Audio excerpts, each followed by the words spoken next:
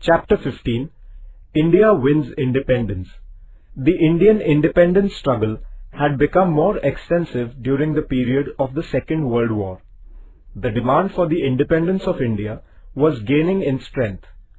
The British rulers realized that it was necessary to take serious cognizance of this situation. Accordingly, the British government began preparing various plans for granting independence to India. The Indian National Congress was founded on the principle of secularism. People of all castes and religions had taken part in the national struggle.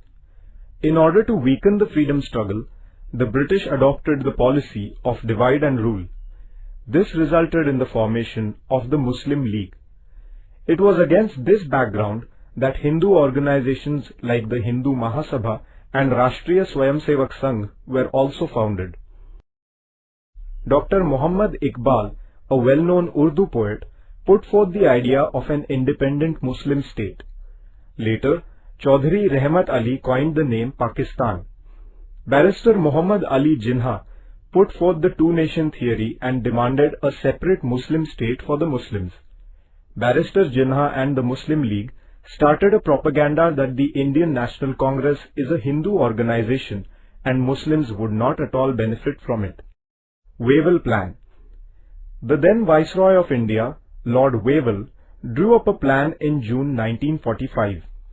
Among the major provisions included in this plan were a proper representation to Muslims, Dalits and the minorities in the central and provincial legislatures and an equal number of Hindu and Muslim members in the Viceroy's Executive Council. A meeting of all major political parties in India was called at Shimla to consider Wavell's plan. However, at this meeting, a consensus was not arrived at. Barrister Jinnah insisted that only the Muslim League should have the right to suggest the names of Muslim representatives to the Viceroy's Executive Council. The Congress opposed this contention. This plan could not succeed. The Cabinet Mission. After the end of the Second World War, the British rulers became favorable to giving independence to India. The British Prime Minister Attlee clarified Britain's policy about India in the Parliament. According to it, the right of the Indians to make their own constitution was recognized. It was made clear that the issues about minorities would not come in the way of India's independence. The Prime Minister also announced that a delegation of British ministers was being sent to India to negotiate with the Indians.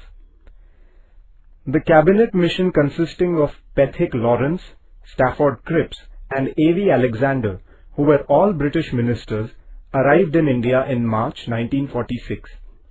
They put England's plan about India before the Indian leaders. This plan is known as the Cabinet Mission Plan. It was proposed to establish a Federation of India comprising the provinces under the British government and the princely states. The Indians would themselves prepare the constitution of the Federation. Till the drafting of the constitution, India would be ruled by the interim government in consultation with the Viceroy.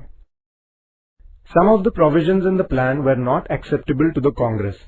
Similarly, as there was no provision for the creation of an independent Muslim state, the Muslim League was also dissatisfied.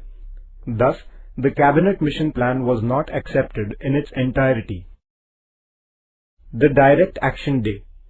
In accordance with the Cabinet Mission Plan, elections were held for establishing a Constituent Assembly in which the Congress secured an overwhelming majority. The Muslim League refused to join the Constituent Assembly. The League strongly demanded the partition of India.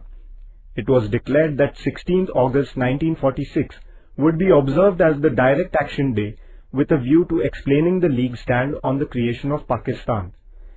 The followers of the Muslim League resorted to violent ways. There were Hindu-Muslim riots all over the country. There were massacres in the Noakhali region in the province of Bengal. In order to put a stop to this violence, Gandhiji went there without giving a thought to his own life. He strove hard to establish peace there. The establishment of interim government.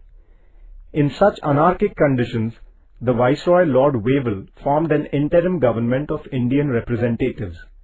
the cabinet under the leadership of Jawaharlal Nehru took over the governance of the country. The Muslim League initially declined to participate in the working of the interim government, but later the League changed its decision and participated in the interim government. The League pursued the policy of obstruction. Therefore, the interim government could not work smoothly. Attlee, the British Prime Minister, announced in the Parliament of England that England would transfer all of its government responsibility not later than June 1948. He also announced the appointment of Mountbatten as India's new Viceroy, who was to arrange for the early transfer of the governance of India into the hands of Indians. Mountbatten Plan. As the partition of India became inevitable, Mountbatten decided to partition it. Accordingly, he held discussions with the prominent leaders of India. Thereafter, he prepared a plan to partition India and to create two independent nations of India and Pakistan. The Indian National Congress was opposed to partition. The unity of the country was the basis of the Congress stand, but the Muslim League remained adamant on the creation of Pakistan. Therefore, there was no other alternative left, and the Congress most unwillingly gave its consent to the decision of partition. The Act of Indian Independence. On 18 July 1947, the British Parliament passed the Act of Indian Independence based on the Mountbatten Plan. The Act provided that on 15 August 1947, partitioning India, two independent nations of India and Pakistan would come into existence. Thereafter, the British Parliament would not retain any control over them. The British sovereignty over the princely states would also come to an end. They would be free to join either India or Pakistan or remain independent. India wins independence. India attained independence in accordance with the Act of Indian Independence. A meeting of the Constituent Assembly was going on in the hall of the Parliament House in Delhi till the midnight hour on 14 August 1947. At the stroke of the midnight hour, India's dependence came to an end. India became an independent country. The Union Jack of Britain was lowered, and in its place the Indian tricolour was unfurled. The chains of years of slavery fell away. Since the establishment of the British power in India, hundreds of thousands of Indians had made tremendous sacrifices for the independence of India. Many had sacrificed their lives. The freedom now won was the fruit of their great sacrifice. The first Prime Minister of independent India, Pandit Jawaharlal Nehru, aptly expressed the importance of this historic movement in his memorable speech.